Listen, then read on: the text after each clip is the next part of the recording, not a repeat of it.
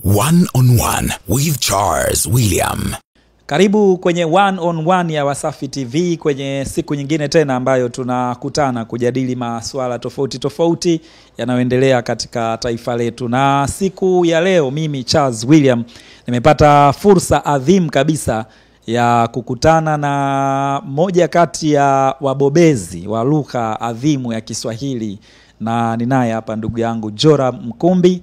Na Joram amekuwa ni miongoni mwa vijana ambao wameonyesha kwamba lugha ya Kiswahili inaweza kuzungumzwa kwa ufasaha kabisa. Na kizazi kipya hiki ambacho kinaonekana kama ni kizazi kinachobananga sana maneno ya Kiswahili. Na mimi nataka leo kwa maki na uketo tukizungumze hiki Kiswahili na kuona kwamba tunaweza kufika nacho wapi kwa upana kabisa. Kwanza hongera kwa jinsi ambavyo umeamua kukibeba Kiswahili hiki. Waswahili wanasema umekibeba ulalo. Ulumbi kila pahala. Ulumbi kila mahala. Na tukianzia hapo mpaka sasa hivi tangu uanze harakati hizi za kuhakikisha Kiswahili kinapenya kunako nafsi za Waswahili na kuthaminika. Ni muda gani mpaka sasa hivi ukipima ulipoamua kabisa kwamba ulifanya jambo hili kwa ukubwa, na mpaka sasa hivi kimekupeleka katika mataifa mangapi kukitangaza? Nadhani sasa nakamilisha miaka 3 na kuanza kujifunza kuvalia njuga mambo haya miaka mingine 2. Kwa hiyo naweza sema labda ni miaka 6 hivi tangu nilipoamua sasa nataka nizungumze kwa uketo, yani kwa kina. Nataka tondozi, yani nieleze neno moja baada ya jingine, niseme kwa fusuli, kwa mpangilio fulani, nizungumze kwa muala, nizungumze kwa kiada. Nikizungumza nazungumza Kiswahili mufti. Kweli nichukua hiyo tuseme kama ni miaka 6 kutopea na kutabahari katika mambo haya.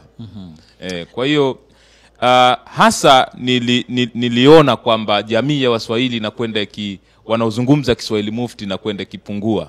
Kuna watu mimi nilikuwa nikiwasikiza hapo nyuma navutiwa na kongwa moyo, mtu anazungumza unaokota maneno 2 maneno 3, lakini jinsi siku zinavyozidi kuendelea unashangaa Mswahili anazungumza dakika 30 hakuna neno jipya umepata. Hakuna methali umeokota ndani yake, ama tamasali dasemi ama msamiati wa kutosha haupati. Kwa hiyo unabaini kwamba tumeanza kuzungumza Kiswahili cha kawaida sana. Na sasa ukishabaini hilo hakuna mtu wa kumlalamikia, wewe unajitwika mzigo ambao nadhani naweza kuubeba huu.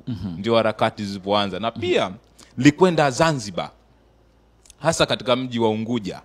Nikiwa zile siku za awali natamani kama nini nione Waswahili wakiwa wanazungumza vizuri Kiswahili. Naona lafudhi tunayotumia ni ya Kiunguja hii. Tunatumia lahaja ya Kiunguja.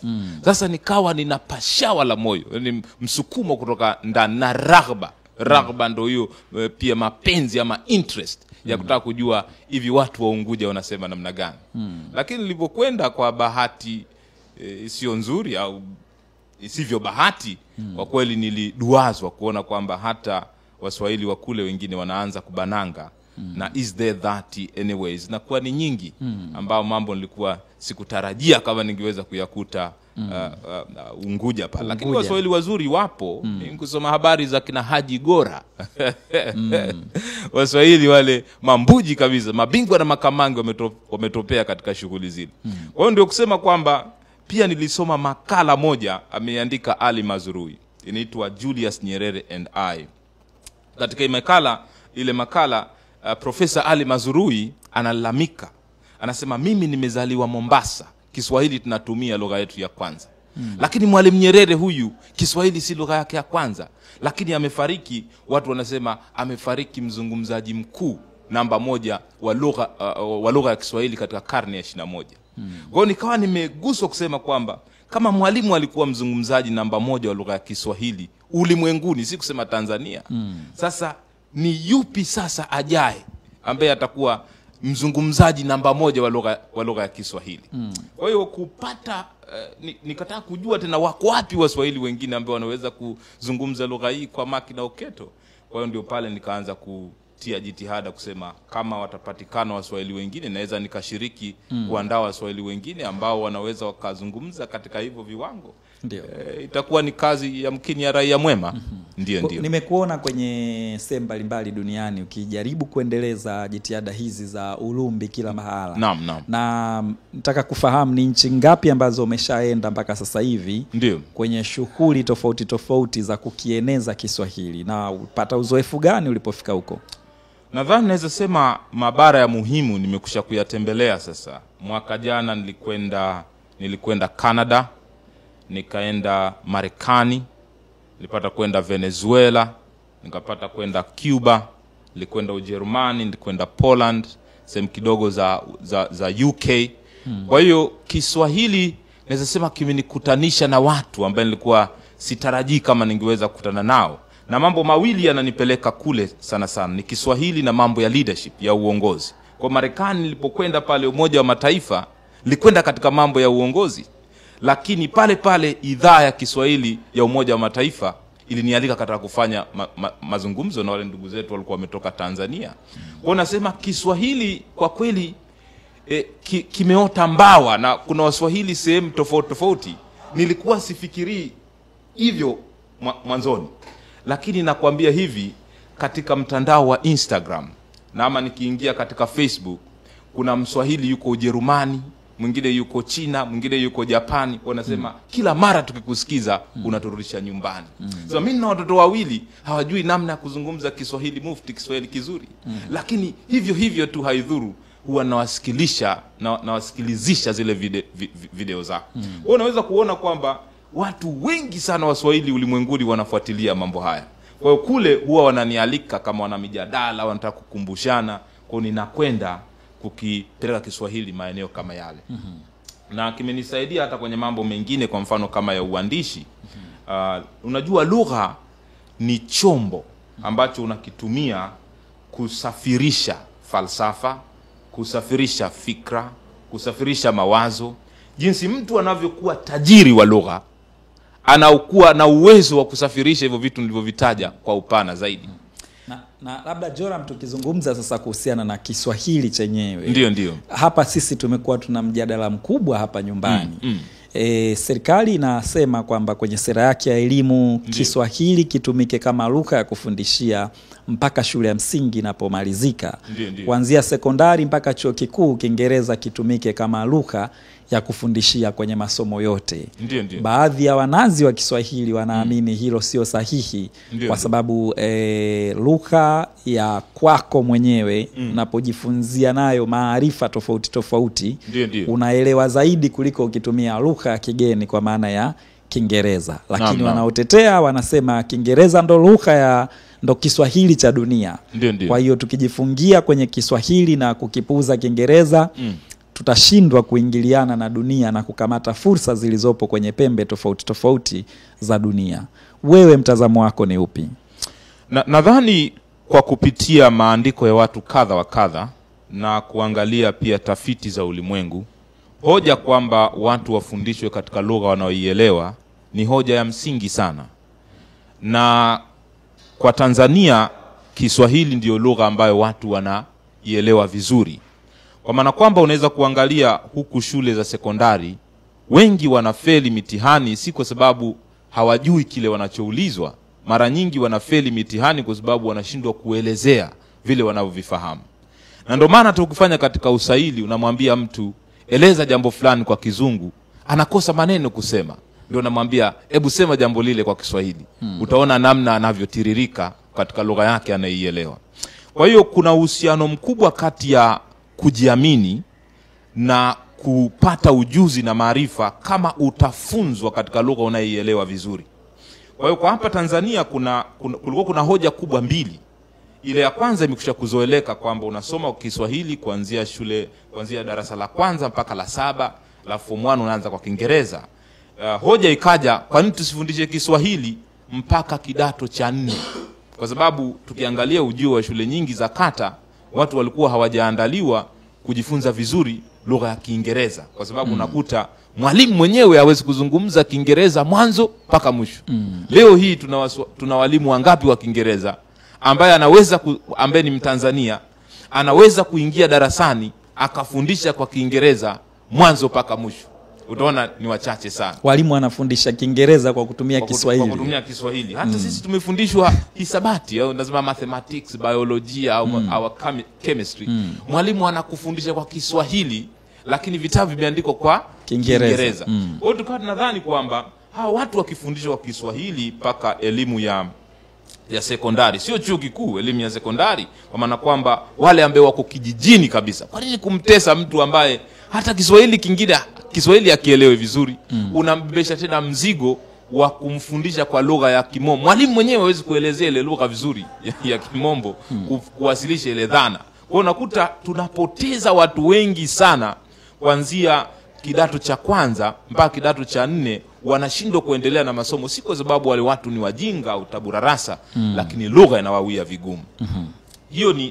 Hilo ni jambo la kwanza, kwamba kama tukifundisha kwa Kiswahili angalau basi labda mpaka kidato cha 4 na kidato cha 5 na kuendelea, tuvalie njuga lugha kama za Kiingereza, za Kichina, za Kiarabu na zingine kadhalika.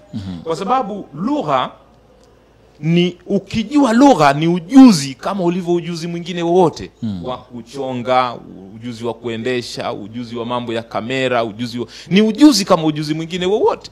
Mtu anayefahamu lugha nyingi zaidi za ulimwengu anapata nafasi kubwa zaidi ya kushinda. Sasa tunazungumzia mambo ya China na hamasa yao. Mtu akifahamu Kichina anaweza kwenda kufanya biashara, anaweza kufanya mambo kadhalika. Lakini pia Kiswahili hatutaweza kukifundisha isipokuwa tuna lugha nyingine ya pili kukifundishia. Lugha inafundishwa kwa lugha nyingine. Sasa ukisema kwamba watu waache kujifunza Kiingereza ama wasijifunze Kichina ama wasijifunze Kifaransa, unataka kumfundisha Mchina Kiswahili, unamfundishaje? Lazima ujue Kichina. Lakini Joram, sijui kama umeshakutana na Waswahili wenyewe. Ndio. Waswahili wenyewe mimi nikiongea nao wanasema Kiswahili ni kigumu kuliko hata Kiingereza. Wanasema kile Kiswahili fasaha. Ndio. Kiswahili cha kupiga soga wanasema hakiwasumbui, lakini Kiswahili cha kujifunzia ndio wanasema ni kigumu kuliko hata Kiingereza. Na wanasema hata simu zao za mkononi ukizibadilisha tu zikaenda kwenye lugha ya Kiswahili, vitu alivyozoea kubonyeza kwa Kiingereza vikipelekwa kwa Kiswahili anashindwa kabisa kuitumia simu yake. Unadhani kwa nini Kiswahili kinakuwa kigumu sana kwa Waswahili mpaka wanaona Kiingereza kina urahisi kwenye baadhi ya matumizi? Ili kitu kiwe kirahisi ni lazima kwanza umekizoea. Kwa mfano kama maneno mengi ya Kiswahili ambayo yanaonekana magumu ni kwamba hayajazoeleka katika masikio ya watu, na hata kuhusianisha na dhana inawawia watu vigumu. Nitakueleza kwa mfano kamusi BAKITA waliotoa ambayo ni kamusi kuu, ni toleo la 4 sasa, ni kubwa yapata ukubwa huu, lakini maneno yaliyoko ndani bado hayajazoeleka katika jamii inayotuzunguka. Kwa sababu hayajazoeleka, watu wanaweza kusema sasa Kiswahili kinakuwa ni kigumu. Lakini maneno mengi ambayo tunayatumia kwa Kiingereza tukidhani kwamba hakuna Kiswahili chake, Kiswahili kipo. Kiswahili kipo. Kwa mfano tunazungumzia labda mtu anataka kusema roundabout. Kiswahili chake ni kikuta. Ama mtu anataka kusema nakwenda ATM machine. Ile ni kioto motela. Ama nakwenda bureau de change, ile ni golo. Unaona? Ama mtu anasema nipe toothpick. Toothpick kwa Kiswahili ni kimbaka. Au tunasema kichoko. Kwa hiyo tunasema ni maneno hayajazoeleka. Sio kwamba ni magumu, lakini watu hawajapata kusikia kwenye masikio yao muda mrefu. Au tunasema na concentrate, kana kwamba hakuna mbadala wa neno lile. Neno lile maana kwamba kumakinika. Na makinika hapa maana kwamba nina concentrate. Kwa hiyo ndio jitihada binafsi ambayo najaribu kufanya ni kwamba leta maneno yazoeleke kwa watu. Baadaye wakisha kuyazoea yanakuwa tena sio magumu. Kwa hiyo ndio jitihada sasa inatakiwa iwe ni ya kila mmoja wetu. Mwanahabari kama wewe, ukija hapa katika kutangaza, uwe na mbadala wa maneno, uyarudie mara nyingi kwa kadiri inavyowezekana, ili yakisha kuingia katika masikio ya watu, neno lile la koma kuwa gumu, la kuwa ni rahisi. Kwa hiyo changamoto tulionayo kubwa, tuna maneno mengi ya Kiswahili, lakini sasa ubaya wake hayajaingia katika mzunguko wa kauli na semi zetu huko mtaani. Ndio maana tunasema ni magumu, lakini ukweli si magumu. Lakini pia Baraza kama la Kiswahili la Taifa BAKITA kila mara kunapokuwa na uhitaji wa neno jipya, wanakimbia mara moja kulileta neno ambalo litaendana na uhitaji ule. Kwa mfano kama COVID-19 wakaja na uviko 19 na maneno mengine kadha wa kadha. Kuna mwingine anaweza sema unajua tunajifunza mambo ya sayansi, hakuna maneno ya kudumu au maneno ambayo yanaweza kaelezea Archimedes principle na mambo mengine kadhalika. Kwa sababu anasema Luka za physics kwa mfano fizikia. Fizikia. Zote wakitafuta Kiswahili chake wanaona bora tubaki huku kwenye Kiingereza, wakitafuta velocity, wakitafuta motion, wakitafuta vitu wanavyoambiwa kama density, wakiambiwa density ziko to mass per volume, kuitafutia Kiswahili chake tu wanaona kwamba bora tuendelee kukariri hivi kwa Kiingereza, kwa sababu tukipelekana kwenye Kiswahili tunavurugana zaidi kuliko tulivyokuwa tukielewa mwanzo kwa Unasema ni kweli. Kwa mfano kwa namna moja ama nyingine kuhawilisha maarifa kutoka katika lugha moja kwenda lugha nyingine, kutafuta maneno ambayo wataalamu wanabuni ili kubeba ama kuwakilisha dhima ile ile na maana ile ile. Lazima maneno watu wengine wanaweza kuona ni magumu, lakini nakwambia hivi ni kwa vile tu hayajazoeleka. Lakini yakisha kuzoeleka itakuwa ni rahisi kuendelea vile. Na Tanzania sio nchi labda ya kwanza kwenda katika huo muktadha. Unaweza kujiuliza Wachina wao wanajifunza kwa namna gani? Kwamba sisi tukisema tunakoma kwamba hatuwezi kubadilisha fizikia kwa sababu imeandikwa Kimombo, hatuwezi kuileta Kiswahili. Kwani Wachina wao wanajifunzaje kwa kutumia lugha yao ya Kichina? Kwa unaona kwamba kikubwa ni ile dhana. Kwa maneno mnayatafuta ninyi ambayo yamezoeleka. Kwa mfano kuna neno hili la sema dilute. Kudilute, yani ni kama unachukua kitu ambacho kikali zaidi unakiongezea maji, unakipoza.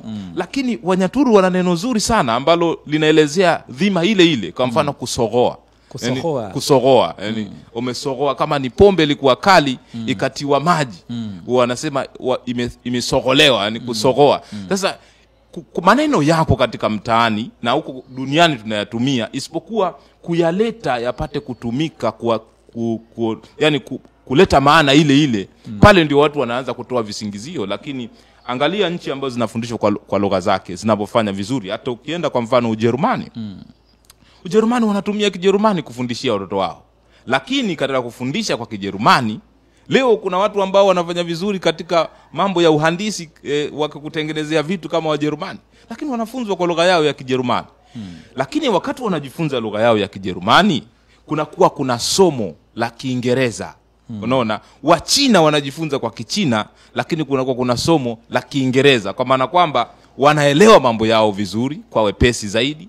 Lakini kwa sababu wanajua duniani kuna lugha ya dunia ambayo kwa namna moja ama nyingine, kwa sababu moja ama nyingine inatamba kama Kiingereza, watu wanajifunza Kiingereza. Kwa hiyo kusema kwamba tutafundisha kwa Kiswahili, hatuna maana kusema kwamba watu wasijifunze Kiingereza. Na kwa Kiswahili mpaka hatua gani? Angalau basi kidato cha 4. Na sababu ya msingi inakuwa ni nini mpaka kidato cha 4? Ni kwa sababu tunamfikiria yule mtoto ambaye yuko Mwantega. Mwantega ni kijiji fulani huko cha ndani ambayo hata haya mambo ya teknolojia tunayozungumza interneti bado kufikiwa yule mtoto. Walimu ambao wanamfundisha yule mtoto wa Mwantega, hata Kiingereza kenyewe kinawababaisha. Kwa sababu kusema kama wanafahamu Kiswahili cha kuanzia, lengo kubwa ni nini? Tunataka tuwape ujuzi ambao wanaweza kutumia ule. Kwani elimu ni nini maana yake? Elimu ni uwezo wa kutatua changamoto zinazokuzunguka.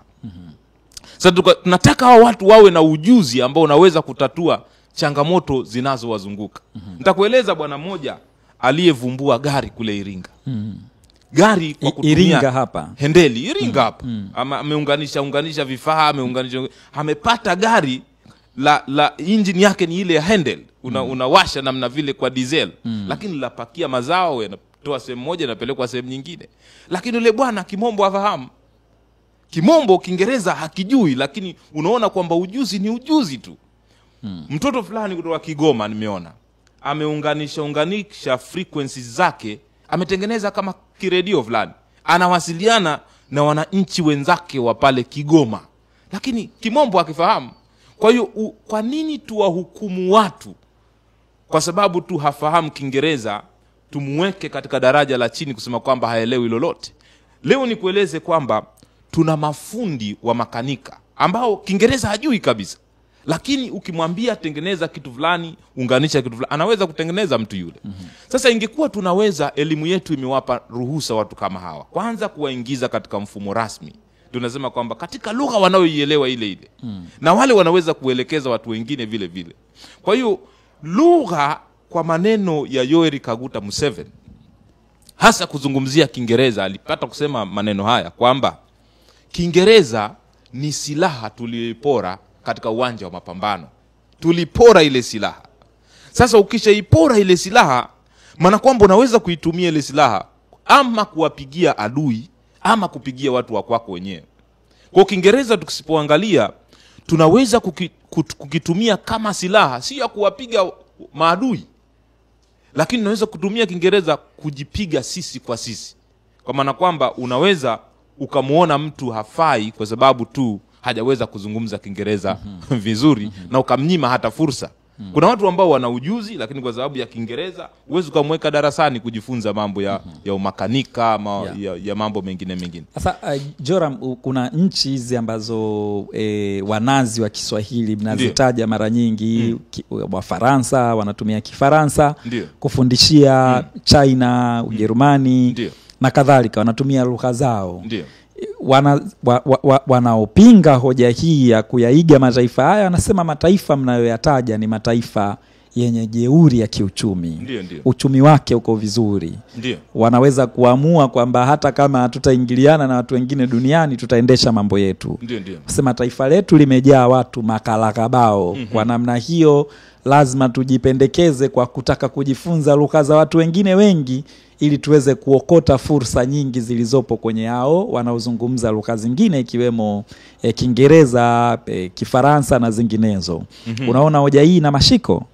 Hoja hiyo ina mashiko kwa sehemu fulani, lakini sio kama ndo ukweli 100%. Kuna ukweli kama nusu. Na ukiangalia kama nchi kama Vietnam, ama unazungumzia Cambodia na zingine kadhalika, zilianza kabisa katika hali duni na zikajibeba katika lugha zao, zikaendelea mbele, ukiachana na nchi ambazo tayari zilikuwa zimeendelea kama Ufaransa. Sio unazungumzia Vietnam. Wameanza kuendelea lini? Na lugha yao wanaotumia ni lini? Ni nini? Kwa unaweza kuona kwamba swala kubwa ni ujuzi. Mtu apate kuyafahamu mambo na kuyapeleka mbele. Kwa mfano, hata ukizungumzia wa Japani, tangu walipopigwa miaka 1945 pale Nagasaki na Hiroshima, wa Japani walikuwa sio kama walivyo hii leo. Sasa hivi tunaweza kuzungumzia Japani ni taifa kubwa, lakini wao wanatumia Kijapani pia katika kueleza mambo yao. Hawakuwa kama Marekani ambao wamepata uhuru na maendeleo takriban miaka 400 iliyopita. Kwa hiyo unaweza kuona kwamba kuna vijitaifa vidogo kabisa ambavyo vimeanza miaka ya 60 lakini wamepiga hatua kubwa sana kuendelea mbele. Unazungumzia pia nchi kama Singapore, ingawa ilikuwa ni tofauti. Awali walikuwa na lugha zao, baadaye ilikuwa njua kaona ili kuweza. Sasa pale ilikuwa ni hali ya tofauti, kwa sababu walikuwa wengine, kuna muingiliano wa China, wa Malaysia na wengine kadhalika. Ili kuleta umoja wa kitaifa, wakabidi watafute lugha ambayo ingeweza kuwaunganisha, ndio wakaona Kiingereza. Lakini mwanzo ilikuwa ni ujuzi. Sasa hapa Tanzania tuna Kiingereza chetu ambacho Kiswahili kinatuunganisha. Sasa Kiswahili kimetusaidia katika kuleta umoja wa kitaifa. Sasa hiko tukitumie katika kuhakikisha watu wetu wanapata ujuzi. Kwa swala la msingi hapa ni ujuzi kwanza, alafu mambo mengine ndio yanafuata. Kwa sababu kama mtu unaweza kumfunza Kiingereza akajua Kiingereza, lakini hana ujuzi, umemsaidia nini pale? Tuna watu ambao tumewapeleka kwa mfano hizi nasema English medium school, lakini hawana ujuzi wowote wale watu. Baadaye anakuwa ni mtu wa kawaida tu, lakini anaweza kuzungumza Kiingereza. Kiingereza kingi, lakini hawezi kufanya kazi za mikono, akabuni, akazalisha. Lakini kuna mtu hafahamu Kiingereza, lakini anaweza kutengeneza vitu vikatokea. Kwa hiyo lugha tutazame hapo kwamba sio tu ukishakujua kutamka ile lugha abracadabra basi unakuwa umefanikiwa sana. Kitu kimoja nilikiona nchini Uganda, lakini hivi sipuuzi lugha. Mimi ni muumini ambaye nasema kama mtu ana uwezo wa kujua lugha 10 za dunia, ni afadhali yake kabisa. Pata kujua Kifaransa, pata kujua Kichina, pata kujua Kiingereza na lugha zingine kadhalika. Lakini ile lugha ya kwako ambayo ndio inakutambulisha, ndio asili yako, usiipuuze hiyo. Ukisha kupuuza lugha yako ambayo ndio inakutambulisha, sasa pale utakuwa umeingia katika ukoloni mambo leo. Watu kama wakina Ngugi wa Thiong'o wameandika vitabu vinasema Decolonizing the Mind. Ondoa ukoloni wa kifikra. Kwamba ukoloni wa kifikra unakufundisha hata lugha yako mwenyewe ni kitu cha kupuuzwa, kitu kisichokuwa na maana. Ngugi wa Thiong'o anasema zungumza Kiswahili kila mahala unapokwenda. Na Mwalimu Nyerere anasema vile vile, zungumza Kiswahili kila mahala unapokwenda. Lakini wale pia walikuwa wanafahamu Kiingereza vizuri. Mwalimu Nyerere anajua Kiingereza vizuri, Ngugi wa Thiong'o anajua Kiingereza vizuri, lakini ni wasemaji wazuri wa lugha ya Kiswahili vile vile. Kwa unaweza kuona kwamba kikubwa hapa tunachokizungumza, lugha iwe ni kama ujuzi, mtu yoyote anaweza kujifunza. Lakini katika kuupata huo ujuzi, usidharau lugha ambayo inakutambulisha. Kwa hata kwa mfano nitakueleza, Watanzania wengi wanapenda pia lugha ya Kiingereza. Niliona wananchi wa Moshi mjini wamepeleka malalamiko yao serikalini. Nadhani kuna shule fulani pale ya msingi inaitwa Mawenzi, inafundisha kwa Kiswahili. Wale wazazi wakawaambia uongozi pale uliokuwepo kwamba sisi tunataka hii shule iwe English medium. Tunaweza kama kuna gharama zozote ambazo tunatakiwa tuzilipe, sisi tuko tayari, lakini hii shule ifanywe kuwa ni shule ya Kiingereza na ya serikali, English medium. Na pale Arusha kulikuwa kuna Arusha School ilikuwa inafundisha kwa lugha, nadhani mpaka sasa wanafundisha kwa Kiingereza. Kwa hiyo hii inakuonesha mapenzi ya wananchi au ya wazazi juu ya lugha ya Kiingereza yapo, ni fursa hiyo kubwa. Kwa hiyo kitu ambacho kinatuponza sasa, hatuna walimu wazuri wa lugha ya Kiswahili. Hata katika mfumo wetu huu ambao tunaenda nao wa kutumia Kiswahili kuanzia shule ya msingi, kuanzia darasa la 1 mpaka la 7. Light kama tungekuwa tuna walimu wazuri wa Kiingereza, mtu hawezi kujifunza miaka 7 somo la Kiingereza, anamaliza miaka 7 hawezi kuzungumza. Na mimi nataka nikuulize, hiyo ni lugha gani hiyo ambayo mtu anasoma miaka 7 hawezi kuelewa? Yes, watu waliosoma zamani. Ndio. Watu waliosoma zamani. Ndio. Wanaonekana kama wanajua sana kuzungumza Kiingereza vizuri. Ndio. Na kuzungumza Kiswahili vizuri. Ndio. Lakini hiki kizazi kipya kilichokuja kusoma hapa katikati, ndio, pamoja na kwamba Kiingereza kinatumika kwa muda mrefu kutoka sekondari mpaka chuo kikuu, lakini bado kuna watu ambao wanamaliza shahada ya kwanza, shahada ya uzamili na hata shahada za uzamivu. Ndio. Watu wanamaliza PhD bila ya kuwa na uwezo mzuri wa kukizungumza Kiingereza vizuri. Ndio. Shida inakuwa wapi? Kwa sababu pamoja na kwamba tumesema Kiswahili kiishie darasa la 7, alafu huku mbele tunakoendelea kote tutumie Kiingereza kama lugha ya kufundishia, lakini bado wanaomaliza hayo masomo Kiingereza kinawapa shida sana. Nikueleze wale wazazi wetu wengi ambao waliishia darasa la 4 zamani, Kiingereza walifundishwa na mkoloni. Yaani unafundishwa na mtu ambaye Kiingereza ni lugha yake ya kwanza. Kwa hiyo anakifahamu Kiingereza. Anakuelekeza kwa lugha ambayo kwa kweli ametopea na kutabahari. Kwa nini usikamate mambo yale? Sasa wewe unafundishwa na mwalimu wa somo la Kiingereza, lakini anashindwa kuelezea dhana, anachangaza Kisukuma mule ndani, anachanganya na Kiswahili mule ndani. Kwa mnasoma zile zinaitwa tenses. Mnasoma tenses kwa Kiswahili. Na mkitoka pale ghafula mnaingia mtaani na wapi Kiswahili kinaendelea. Pale unaweza kujifunza hata miaka 20 usiweze kukimudu Kiingereza vizuri.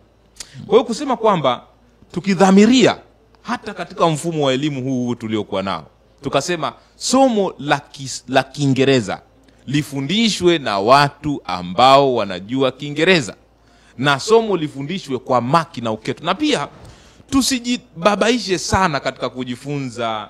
Kuna zile kanuni na kanuni ni nzuri, lakini tuweke msisitizo katika namna mtu ambaye anaweza kujielezea. Ujuzi wa kujielezea, sibizane na ufundi wa sarufi. Ufundi wa sarufi siji nini, kule tunapoteza muda. tujidhatiti kindaki kwamba walau mtu anamaliza darasa la 7 anaweza akaenda hata Uingereza, anaweza akaenda hata Marekani, akajieleza kwa Kiingereza, akaeleza ile mawazo aliyokuwa nayo, akaelezea nchi yake, akaelezea anaweza kufanya nini, kwa sababu unamfundisha msingi, kanuni ambazo mwisho wa siku yeye mwenyewe haendi kuwa mwalimu kufundisha zile kanuni. Kwa tujikite zaidi katika lugha ya maongezi, Kiingereza cha maongezi. Wale ambao wanataka kusomea, wanataka kufundisha Kiingereza vyuo vikuu ama shule za sekondari, wao wanaweza kusoma zaidi katika muktadha huu. Kwa hiyo unaweza kuona labda hata mitaala yetu ya somo la Kiingereza haiko sawa. Mbona mimi na wewe tumesoma Kiingereza kuanzia la ngapi? Tumeanza shule za msingi kule. Kwa watu ambao wamesoma labda shule za St. Kayumba hizi. Tumeanzia shule ya msingi mpaka chuo kikuu kuna somo la Kiingereza pahala fulani. Ukifika chuo kikuu kuna kitu kinaitwa basic, kila chuo kikuu au vyuo vikuu vilivyo vingi kuna somo la communication skills, ambao pale mnafundishwa mambo ya lugha ya Kiingereza, kuzungumza na nini. Lakini wapi mtu anamaliza chuo kikuu bado kimpa nusu saa kuzungumza Kiingereza mwanzo mwisho inamuia vigumu. Kwa ndio kusema kwamba angalia watu wangapi wanafanya mtihani wa form 4 na watu wangapi wanafaulu mtihani wa form 4. Hao wote waliofeli, maana kwamba ni kweli wamefeli kwa sababu masomo ni magumu au hawaelewi lugha. Hilo ni jambo la kulitazama. Naam. Lakini pia Kiingereza ni kitu cha muhimu sana watu kukifahamu. Kiingereza, mimi nilikwenda na Waswahili fulani katika nchi fulani. Tumehudhuria mkutano na mambo yalikuwa yanasomwa kwa Kimombo, yanazungumzwa mwanzo mwisho. Waswahili wengi walikuwa wamenyamaza. Sio kwamba mambo yale hawayajui na hawawezi kusema, lakini lugha imewapoteza kwa muda.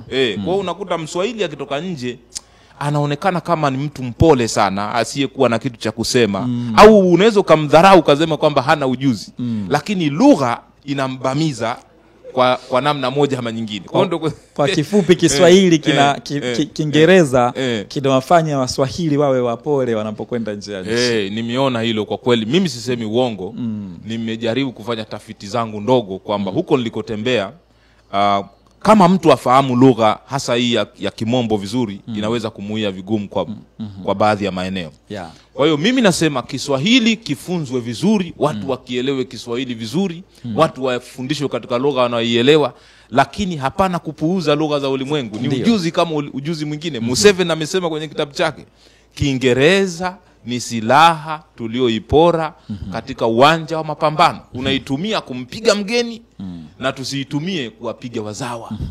Asante. Nipo na Joram Mkumbi. Hii ni One on One with Charles William kutoka hapa Wasafi TV. Asante kwa wewe ambaye unatutazama kutoka sehemu tofauti duniani kupitia YouTube channel yetu ya Wasafi Media. Pia kuna watu wanatazama kutoka Ujerumani, kutoka Sweden na mataifa mengineyo, wakiwa wanafuatilia hapa mjadala kuhusiana na Kiswahili. Hapa ni mahali ambako bado tupo kwa dakika zingine za kutosha. Tunaenda mapumziko mafupi, tukirudi nitakuwa bado nipo na Joram Mkumbi, tutazungumza zaidi kuhusiana na masuala ya uongozi.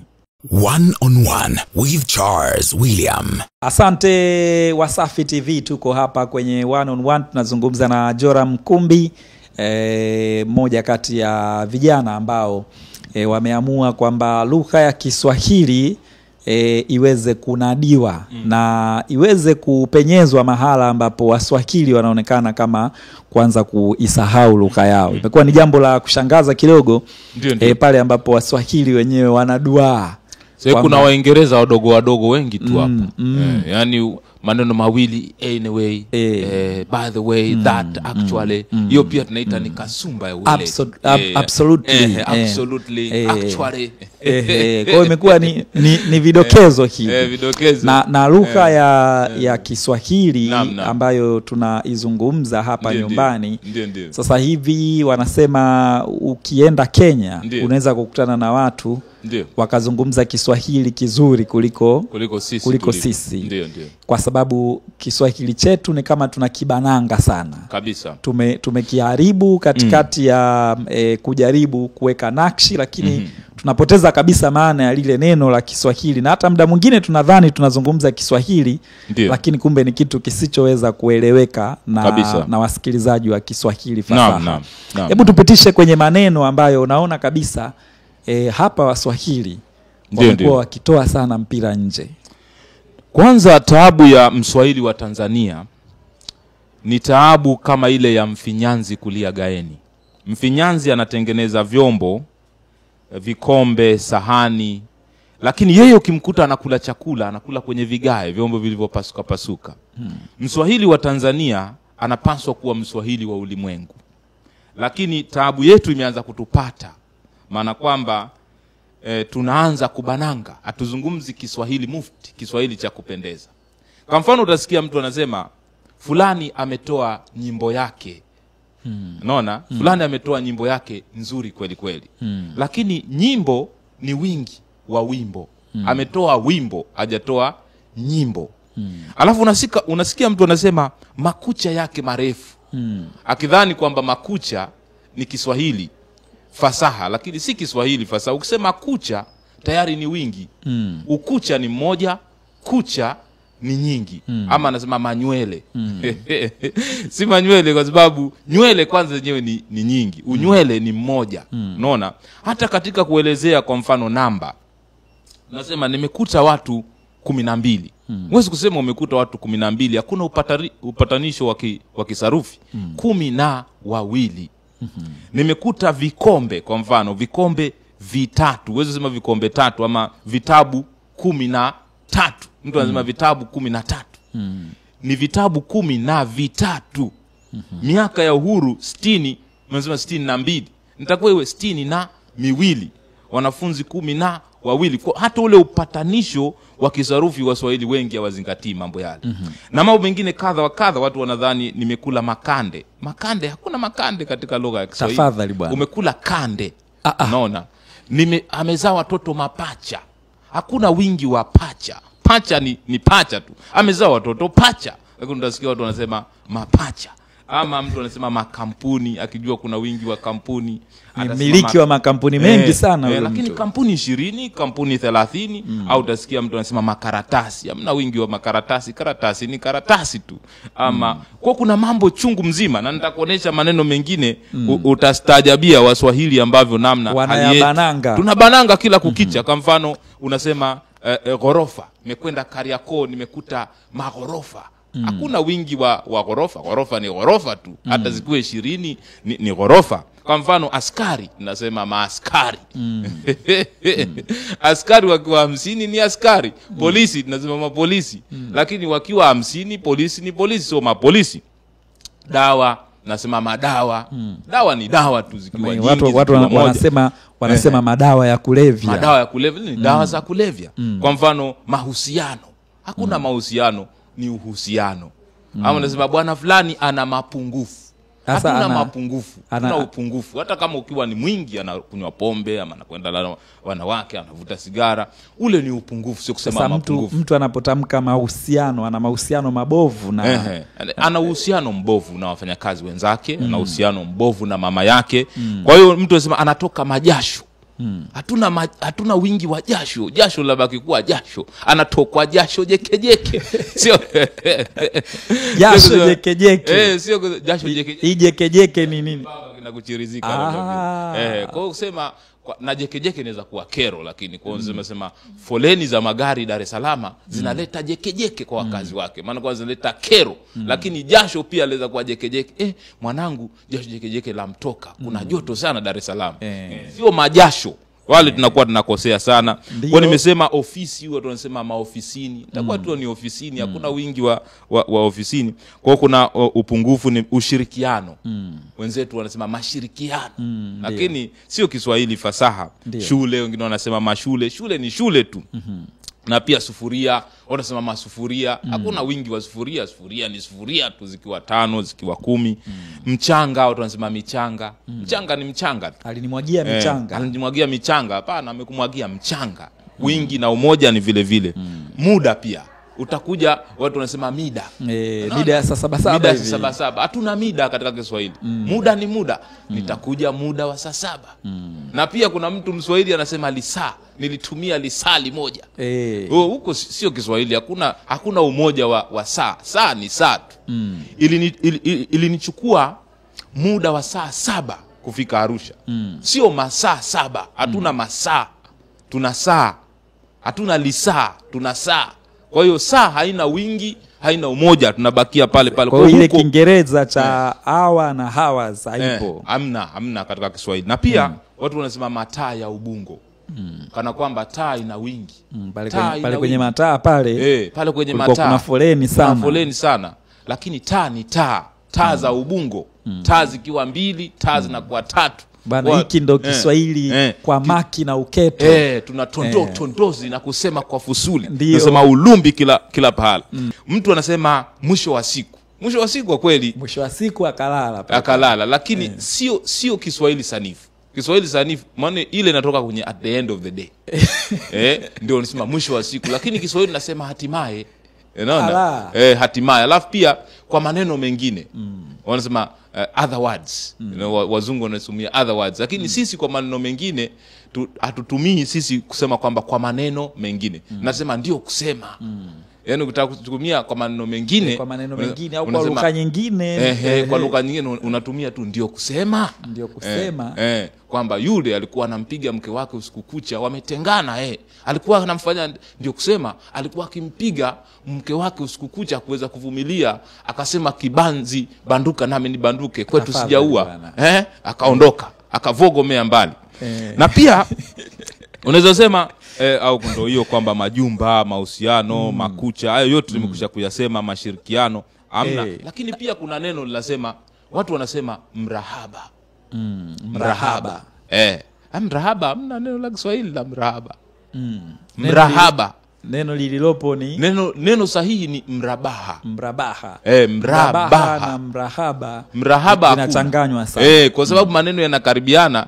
Sasa unakuta mtu anasema, mtu mkubwa tu anasema mrahaba. Na hao ni viongozi mara nyingi. Akimaanisha malipo ambayo mtu anapata kutokana na muziki ama kazi yake ya uandishi. Kwa neno sahihi ni mrabaha. Yaani kama unasema mraba, unaongeza ha. Mrabaha ndio neno Swahili, neno sanifu. Lakini unasikia mimi ninafanya kazi kubwa, sipewi masurufu yangu. Masurufu akiwa anamaanisha, masurufu na marupurupu ni vitu viwili tofauti. Masurufu ni fedha unayopewa kujikimu safarini. Lakini marupurupu ndio ile labda unaweza kupewa hela ya usafiri, unaweza kulipiwa pango na watoto wanaweza kusomeshwa. Yale ndio marupurupu. Mwafulani ametononoka, amenenepa, amewanda. Kwa sababu gani? Kazi anayoifanya sasa anapewa marupurupu na anapewa masurufu. Amefanyeje? Amewanda, amenenepa, ama ametononoka, ametononoka, kurizika. Tafadhali. Kwa hiyo unasema amewanda na kutononoka kwa sababu pia anapewa masurufu. Masurufu fedha ya kujikimu safarini. Marupurupu ndio ile nyongeza ya mshahara. Kwa masurufu ni kama per diem. Per diem, lakini per diem unaweza sema vile. Ama pia unakuta Mswahili kuna maneno ambayo kama yanafanana lakini yana maana tofauti. Kwa mfano mtu anasema amepata ajali. Ajali. Amepata ajali. Kwa Mswahili mzuri ukimwambia amepata ajali, atajua huyu amepewa pesa ya muda wa ziada aliyotumia kazini, ndio kusema overtime.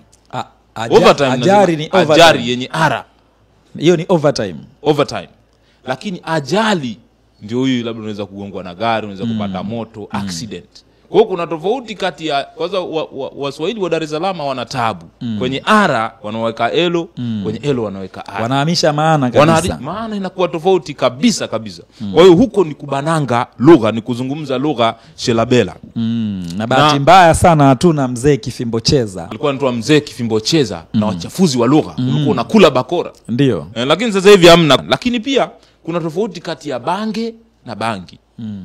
Mtu anasema bangi na bange vinatofautiana. Tofauti kabisa. Ni vitu viwili tofauti. Vitu viwili tofauti. Bangi ni nini na bange ni nini? Bangi ndio mmea huu. Mtu anaweza vuta akalewa, akawa chordo chupa na kizibo chake. Tafadhali bwana. Chordo chupa na kizibo chake. Hapo umelewa tararira. kulewa chordo chupa na kizibo chake. Leo unakuwa tararira kabisa, uelewi mchana wala usiku. Sasa ukivuta bangi ndio unalewa, ndio dawa za kulevya zile. Lakini bange ni samaki. Kijana anakwenda anavuta bange, kwa Mswahili mzuri haileti maana yoyote ile. Bange ni aina ya samaki. Yupo hapa Tanzania. Kabisa. Watu wa pwani wanajua, Zanzibar huko Tanga wanajua. Niletee bange bwana. Bange unauza shilingi ngapi? So ukisema bange au unaweza shilingi ngapi, mtu atajua unasema bangi, lakini ni samaki. Jamani, nauza bange, nauza samaki, sio bangi. Unaona, kwa Mswahili akisikia mwa fulani anafanya kazi ya kuuza bange, basi itabidi anaweza kuitia mapolisi. Muagize rafiki yangu James Roki mwa Kibinga pale Zanzibar andetee bange. Andetee bange. Atakuletea. Lakini wavuvi ndo wanawajua, kwa hiyo sasa mvuvi akisikia mnazungumzia bange, yeye anaweza akajua mpo kwenye samaki. Mvuvi anajua lugha zao. Lakini pia utasikia watu wanasema amefungasha safari. Kufungasha na kufunganya ni maneno ambayo kwanza unasema kufungasha si neno kusema kwamba alifungasha virago vyako akaenda kwao. Kufungasha ni kuvuta kitu kwa nyuma. Kwa mfano kama gari moshi ama treni, ile inafungasha mabehewa. Inafungasha mabehewa 14. Ni kuyavuta, kukivuta kitu kutoka kwa nyuma, ndio tunasema kufungasha.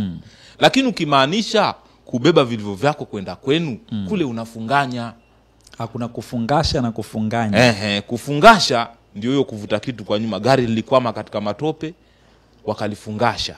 Wakalivuta kwa nyuma likatoka katika tope. Kwa hiyo hawa watu wanaotumia neno kufungasha wakiwa wanamuelezea binti mrembo mwenye umbo zuri, wanazungumza Kiswahili fasaha. Fasaha kabisa. Anafungasha maana kwamba anavuta kitu kwa nyuma. Ile wako sahihi kabisa. Kwa maana kwamba wanavuta kitu kwa nyuma. Lakini huwezi kusema kwamba nafungasha virago vyangu niondoke niende kwetu afu nabeba begi moja tunaondoka. Hapana. Kwa hiyo pia kuna jinsi na jinsia. Huyu mtoto ni wa jinsi ya kiume. Ama huyu mtoto ni wa jinsi ya kike. Jinsia ni mgawanyo wa majukumu kulingana na jinsi. Tukizungumza masuala ya kijinsia tunazungumzia mgawanyo wa shughuli kutokana na jinsi, ama ya kiume ama ya kike. Kwa mtu anakuuliza we jinsia gani, anakosea sana. Atakuwa akuulize we jinsi gani, ni wa kike, maana kwamba anamaanisha wa kike au wa kiume. Kwa huko ni kote ni kubananga hii lugha ya Kiswahili. Kwa hiyo na maana tungekuwa tunaelezana mambo haya ingesaidia. Au unasikia mtu anasema radi ilinguruma usiku kucha. Radi, unajua radi ni ule mwanga.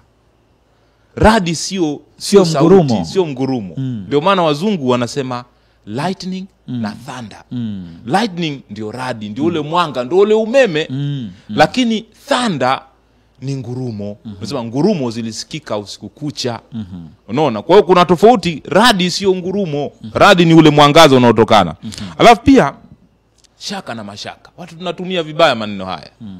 Nikiwa nina sita na kutilia shaka wewe, nikiwa na sikuamini na kutilia shaka. Mimi nina shaka na Bwana Charles. Lakini watu wanatumia mashaka wakimaanisha shaka. Mashaka ni taabu. Nisa nakaa kwenye nyumba fulani, ile nyumba ina mashaka makubwa. Ina taabu. Sio ina wasiwasi. Unaona? Alafu pia kuna neno lilatumika kutarada. Tunasikia mapenzi yametarada. Kutarada nadhani si neno sahihi kuliweka pale. Kutarada ni kusita. Kwa hiyo mwanamuziki anapoimba mapenzi limetaradadi, penzi limesita. Sasa maana yake inakuwa ni nini pale? Mtu unakuta mapenzi ni mazuri. Jinsi watu wanavyolitumia katika vyombo vya habari, unakuta watu wako katika penzi zito, alafu wanatumia ile neno penzi limetarada.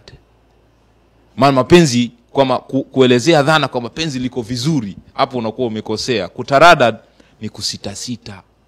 Kwa mfano mimi naweza sema leo siwezi kwenda kwa mwa fulani kwa sababu nina tarada. Na sita. Na kutabaradi. Kuna tofauti kati ya kutaradadi na kutabaradi. Kutabaradi ni kumakinika. Yaani umekaa una shaka wala mashaka. Pale umetabaradi. Na kwenda zangu mandari. Mandari ni kama picnic. Ndio inaitwa mandari kwa Kiswahili. Ninakwenda mandari kutabaradi. Ni kazi ya wadau mbalimbali, wanahabari, viongozi, kwa sababu baadhi ya maneno watu wanaamini ni sahihi sababu yanatamkwa na viongozi wao wa kitaifa, mawaziri. Jaribu kufikiri mtu anasema mazishi yatafanyika makaburi ya Kinondoni. Huyo ni msemaji kwenye taasisi muhimu kabisa ya serikali, anatoa taarifa kwa umma. Ndio, mazishi ni taratibu za maandalizi. Ambayo mazishi yanafanyika nyumbani, hospitalini, utaratibu wa kumuandaa mtu akishakufariki. Ndio tunasema mazishi. Mazishi yako nyumbani kwake. Lakini mazishi hawezi kutokea makaburini. Kule ni maziko. Kuna tofauti kati ya mazishi na maziko. Mtu anaweza sema mimi ninakwenda mazishini lakini sitakwenda katika maziko. Unamuelewa mtu yule? Sasa Waswahili wanaamini ni kitu kimoja. Wanaamini kitu kimoja. Lakini pia kuna lugha nzuri ambazo tunaweza tukazitumia katika mikasa kama hiyo ya kufiwa. Ukikuta mtu kama hawajazika na amefiwa, unamwambia makiwa. Yeye anakuambia makiwa hatunayo. Maana kwamba wamekusha kuzika. Na unamwambia makiwa, anakuambia makiwa tunayo. Pale wamefiwa lakini hawajazika bado. Unaona? Kwa hiyo hivi huku na mtu anasema imepelekea akajinyonga. Kupelekea wakiwa na maanisha kusababisha. Lakini kupelekea haimaanishi kusababisha. Alipelekea akajinyonga si Kiswahili fasaha. Ilisababisha akajinyonga. Kupelekea ni kama umempa mtu mzigo, anakupelekea sehemu fulani. Na pia utasikia mtu anasema kwa kumalizia, nategemea kusafiri kesho niende Arusha. Lakini Kiswahili fasaha ilikuwa natarajia. Kutegemea unamtegemea mtu kwa msaada. Kesho na kesho kutwa watakuja watu waliojifunza Kiswahili cha kwenye kamusi, watatushangaa sana. Maneno tunayosema hayapo. Sasa Joram, kwa kumalizia, umezunguka kwenye nchi tofauti tofauti kufuatilia masuala ya kiuongozi na umehudhuria makongamano na matamasha mengi yanayojadili uongozi kwa kina. Na umekuwa mwandishi wa vitabu vinavyohusu masuala ya uongozi. Kwenye kuzunguka kwako umeona kuna tofauti gani kati ya jinsi ambavyo Tanzania tunaandaa viongozi na mataifa mengine yanavyoandaa viongozi kwa maana ya vijana wanaotaka kuwa viongozi? Nilipenda wakati tuko katika gari lako ulikuwa unanieleza namna ulivyotoka India na ukakutana na binti moja wa Kiyahudi ambaye miaka yake labda ni 20 au 18 ama 24. Binti mdogo, lakini yeye ni mtaalamu wa mambo ya kivita. Anaweza kuelezea mambo kwa maki na uketo juu ya kinachoendelea Gaza. Nitakupa namna nchi kama Israeli inavyoandaa watu kuwa viongozi. Israel ukiwa mtoto mdogo, wana mfumo wa kukuuliza maswali mara 6 kukupa kitu kinaitwa fikra tunduizi ama fikra zenye uketo ama fikra kuntu. Fikra zisizo na kasoro, uwe na uwezo wa kujielezea. Umefanya jambo fulani, unaelezea sababu ya hii na hii. Kwa nini ulifanya vile? Sijaenda shule. Kwa nini hujaenda shule? Unatoa sababu, nguo zilikuwa sijafua. Kwa nini hujazifua? Ni kwa sababu nilikuwa sina sabuni. Kwa nini una sabuni? Kwa hiyo wanakufanya, kwa Kiingereza wanasema wanakutease ili upate kutoa jibu. Hiyo katika hali ya utoto. Lakini pia kuna sehemu inaitwa Yad Vashem. Yad Vashem ni kama jengo la museum ambamo imehifadhiwa historia yao mule ndani. Ukienda pale unakuta makundi makubwa mawili. Kwanza ni watoto wadogo na pili ni wanajeshi. Wanafanya kupitishwa kule. Wanaona kwa uhalisia namna wazee wao na babu zao walivyouawa katika Holocaust, walivyochinjwa kinyama, concentration camp kule Germany. Kwa hiyo wakimaliza pale wanaambua, mnaona jinsi tulivyoteseka? Sasa ninyi mna wajibu wa kuzilinda nchi zenu na mna wajibu wa kulinda raia wenu. Kwa hiyo ule uzalendo haufundishwi tu kwa maneno, wanapitishwa katika kuona. Lakini pia ukifikisha miaka 18 ni lazima, kama huko Uyahudi, unapelekwa jeshini. Ukiwa mwanamume utakaa miaka 3, ukiwa mwanamke utakaa miaka 2. Maana kwamba na ukiwa unaonekana una akili sana, kwa upesi unapelekwa ndani ya jeshi. Kuna kitengo kinaitwa Unity 8200. Hawa ndio watu ambao wataalamu wa kuhack, au wataalamu wa kudukua, au wataalamu wa kufanya maamuzi magumu ya kivita. Tutumie mbinu gani, tuende kwa hiyo vijana wote wa Israel ni wanajeshi, ndio kusema. Maana kifikisha miaka 18 ni lazima uende. Na kule jeshini wanafundisha hizi wanaita military science, hizi sayansi za kivita, wanafundisha biashara, wanafundisha critical thinking, wanafundisha coding na mambo yote ambayo yanahitajika katika hii karne. Na wakati mwingine wanapelekwa katika mission wakiwa ndani ya jeshi. Vijana wadogo wanapewa taarifa chache kufanya maamuzi juu ya kwenda kupambana katika vita. Kampuni kubwa duniani tunazungumzia kama Google, tunazungumzia kama mambo ya Exxon Mobil na mengine kadhalika, yana vituo vya tafiti pale Tel Aviv, yana vituo vya tafiti pale Israeli, kwa sababu wanajua kuna vijana ambao wanapikwa. Wakishamalizwa kupikwa, wakimaliza jeshi, wanakuwa kabisa viongozi wa biashara, wanakuwa kabisa maafisa. Kwa hiyo unaona, huo ndio mfumo ambao watu wanatumia kutengeneza viongozi. Ndio maana unaona ule mfumo wetu wa zamani kuwapeleka watu JKT mwaka mzima ulikuwa ni mfumo sahihi, kwa sababu hata JKT, jeshi la kulinga la kujenga taifa, ndio muundo wake ulitoka Israeli. Kuna yule mwanamama, nadhani alikuwa anaitwa, kuna mwanamama fulani Golda Meir kama sijakosea, ambao mwalimu ilipotokea mutiny mwaka 1964, Mwalimu Nyerere, kuna jeshi liliasi. Sasa ili kutengeneza jeshi jipya kuondokana na lile la zamani lilikoletwa King African Rifles, kutengeneza jeshi la wazalendo, alichukua muundo kutoka Israeli. Na ndio maana unaona watu walikuwa wanapelekwa jeshini mwaka mzima, wanafundishwa nidhamu, wanafundishwa ukakamavu, wanafundishwa mambo ya kufikiri. Na kuna watu mimi namfahamu, kuna bwana mmoja anaitwa Engineer Simba Kalia, ambaye yeye alikuwa katika jeshi, na yule ni engineer mzuri sana. Walikuwa wanatengeneza haya magari yanaitwa amphibia, walikuwa wanatengeneza majembe na mengine kadhalika, vipuri, ambaye ilikuwa ni kitengo ndani ya jeshi walikuwa na uwezo kutengeneza magari kipindi cha Mwalimu Nyerere. Kwa sababu gani?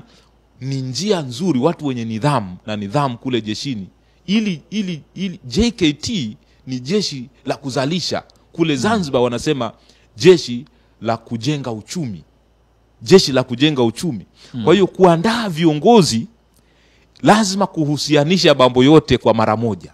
Sisi kuna baadhi ya mambo ambayo tukiyavalia njuga tutapiga hatua kubwa sana, ikiwa ni kama wenzetu tuige mifumo ya wenzetu wanayofanya. Kwa kutembea kwangu nimeweza kuona mambo hayo, na kwa kweli kwa namna ambayo tunaenenda sasa hivi itakuwa ni ngumu siku za usoni kukabiliana na ushindani wa kidunia. Kwa sababu wewe mwenzako ana miaka 18, anapelekwa jeshini, anajua kutumia vifaa vyote vya kijeshi, anafundishwa coding, anafundishwa hacking, anafundishwa mambo ya startup akiwa jeshini. Kwa hiyo anatoka, tunasema ni 360 degree leader. Yani amefunzwa katika nyuzi 360. Anaelewa mambo kwa maki na uketo. Sasa wewe umefundishwa elimu yako, unajua tu namna ya kudefine, ambayo ndio tunasema ni elimu ya kwanza kabisa. Elimu ya kwanza ni mtu kufafanua na kuelezea, ambaye haimfikishi mtu mbali. Ndio. Kwa kuandaa viongozi, kurudia swali lako, ni kwamba tuangalie, tuwapitishe katika mfumo fulani ambao wakitoka kweli wanaweza kuchukua maamuzi na kuendelea mbele. Na mtu mmoja anaitwa Warren Buffett aliwahi kusema, kama unatafuta mafuta Middle East, anasema huwezi ukaenda Israeli, unaenda Kuwait, unaenda na nchi zingine kadhalika. Lakini anasema if you are looking for IT giants, if you are looking for scientists, if you are looking for innovators, anasema you must go to Israel.